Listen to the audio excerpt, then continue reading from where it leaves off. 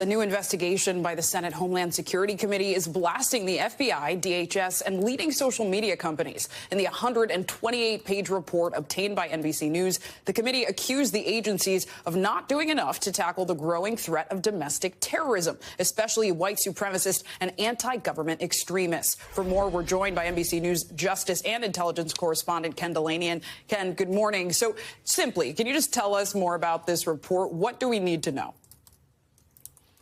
Good morning, Zinkley. Well, the first thing to know is this is the Democratic Senate majority of the Homeland Security Committee criticizing agencies led by the Biden administration. So it's worth paying attention to that. But this is not about politics. It's about bureaucratic inertia. As far as this committee is concerned, they have looked at the responses from the FBI and DHS to this growing threat of domestic terrorism. And what they found is that those agencies are still stuck in the past, still spending more money on the threat from international terrorism, even though officials come before Congress year after year and say the real threat is domestic violent extremists, particularly white supremacists and anti-government extremists. And this report also says that neither the FBI nor DHS can give anybody a good picture of what the actual terrorist threat is out there. And before the January 6th riots, arrests by the FBI in domestic terrorism cases had actually gone down. Now, obviously, they've spiked because the January 6th riots was a huge case. And on the social media company side, the committee says that essentially these major platforms, TikTok, YouTube,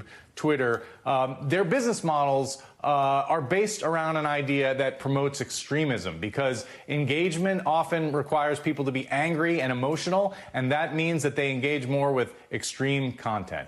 I've heard the term hate shares, right? That emotional sharing online. I wonder, how are the FBI, DHS looking at social media giants like Meta and Twitter, and how are they responding to these accusations? The FBI and DHS both responded essentially saying we're doing a pretty good job on domestic terrorism without really addressing the systemic issues raised in the report. Most of the social media companies also responded by saying that they try to take extremist content down whenever they see it, content that violates their terms of service. But what the report said is what they need to do is a better job on the front end with their algorithms that drive people to the extremist content. And that's a bigger issue because essentially that goes at the business model of these social media companies.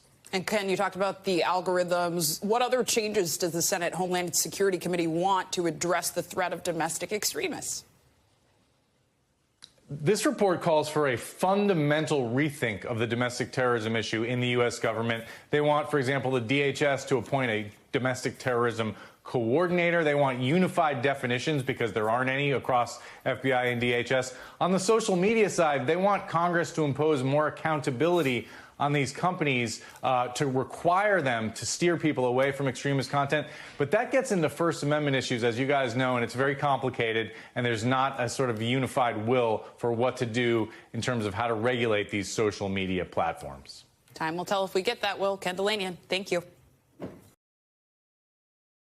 Thanks for watching our YouTube channel. Follow today's top stories and breaking news by downloading the NBC News app.